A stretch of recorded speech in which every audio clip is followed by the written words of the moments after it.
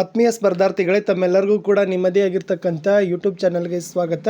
ಇವತ್ತು ಕರ್ನಾಟಕ ಪರೀಕ್ಷಾ ಪ್ರಾಧಿಕಾರದವರು 16 ನವೆಂಬರ್ 2024ರಂದು ಒಂದು ಅಂತಿಮ ಕೀ ಉತ್ತರಗಳನ್ನು ಪ್ರಕಟ ಮಾಡಿದ್ದಾರೆ. ಅದು ಬಂದ್ಬಿಟ್ಟು ಕಂದಾಯ ಇಲಾಖೆಯಲ್ಲಿ ನಡೆದಿರ್ತಕ್ಕಂಥ ಗ್ರಾಮ ಆಡಳಿತ ಅಧಿಕಾರಿ ಹುದ್ದೆಗಳು ಜೊತೆಗೆ GTTC ಸಂಸ್ಥೆಗಳಲ್ಲಿ ನಡೆದಿರ್ತಕ್ಕಂಥ ಪರೀಕ್ಷೆಯ ಅಂತಿಮ ಕೀ ಉತ್ತರಗಳನ್ನು ಏನು ಮಾಡಿದ್ದಾರೆ ಪ್ರಕಟಪಡಿಸಿದ್ದಾರೆ. ಆಲ್ರೆಡಿ ಅವುಗಳನ್ನು ಏನು ಮಾಡಿದ್ದಾರೆ ಅಂದರೆ 29/10ರವರೆಗೆ ಆಕ್ಷೇಪಣೆಯನ್ನು ಸಲ್ಲಿಸಲಿಕ್ಕೆ ಕೊಟ್ಟಿದ್ದರು. 26/10ಕ್ಕೆ ಪರೀಕ್ಷೆ ನಡೆಸಿತ್ತು ಅಂತ ಅವರು ಪ್ರಸ್ತಾವನೆಯಲ್ಲಿ ಕೊಟ್ಟಿದ್ದಾರೆ.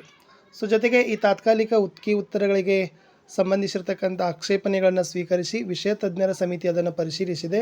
ಈ ವಿಷಯ ತಜ್ಞರ ಶಿಫಾರಸ್ಸಿನಂತೆ ಅಂತಿಮ ಕೀ ಉತ್ತರವನ್ನು ಪ್ರಕಟ ಮಾಡಿದ್ದಾರೆ.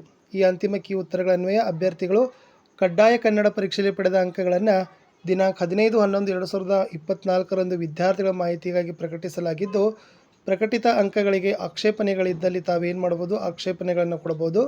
ಆಮೇಲೆ ಈಗ ತಾತ್ಕಾಲಿಕ ಅಂಕಗಳ ಹೊರತುಪಡಿಸಿ ಸಲ್ಲಿಸಲಾಗುವ ಆಕ್ಷೇಪಣೆ ಮತ್ತು ಪೂರಕ ದಾಖಲೆಗಳಲ್ಲಿದ್ದ ಆಕ್ಷೇಪಣೆಯನ್ನು ಪುರಸ್ಕರಿಸಲಾಗುವುದಿಲ್ಲ. ಫೈನಲ್ ಕೀ ಆನ್ಸರ್ಸ್ ಬಿಟ್ಟಿದ್ದಾರೆ. ನಿಮ್ಮ ಏನಾದರೂ ಪ್ರೊವಿಷನಲ್ ಮಾರ್ಕ್ಸ್ ಲಿಸ್ಟ್ಗೆ ಏನಾದರೂ ಅಬ್ಜೆಕ್ಷನ್ಸ್ ಇದ್ದರೆ ತಾವುಗಳು ಕೊಡ್ಬೋದು ಅನ್ನೋದನ್ನು ಕೆ ಅವರು ಏನು ಮಾಡಿದ್ದಾರೆ ಪ್ರಕಟವನ್ನು ಪಡಿಸಿದ್ದಾರೆ. ಒಂದ್ಸರಿ ಹೋಗಿ ನೀವು ಯಾರೆಲ್ಲ ಈ ಗ್ರಾಮಾಡಳಿತಾಧಿಕಾರಿ ಮತ್ತು GTTC ಹುದ್ದೆಗಳಲ್ಲಿನ ಕಡ್ಡಾಯ ಕನ್ನಡ ಪರೀಕ್ಷೆನ ಬರೆದಿದ್ದೀರಿ ಅವ್ರು ಒಂದ್ಸರಿ ಅದನ್ನು ಚೆಕ್ ಮಾಡಿಕೊಡ್ರಿ ಅಂತ ಹೇಳ್ತಾ, ದಯಮಾಡಿ ಫಸ್ಟ್ ಆಫ್ ಆಲ್ ತಾವು KA ವೆಬ್ಸೈಟ್ಗೆ ಹೋಗಿ ಒಂದ್ಸರಿ ಸ್ಕೋರ್ ಲಿಸ್ಟನ್ನು ಚೆಕ್ ಮಾಡಿಕೊಡ್ರಿ.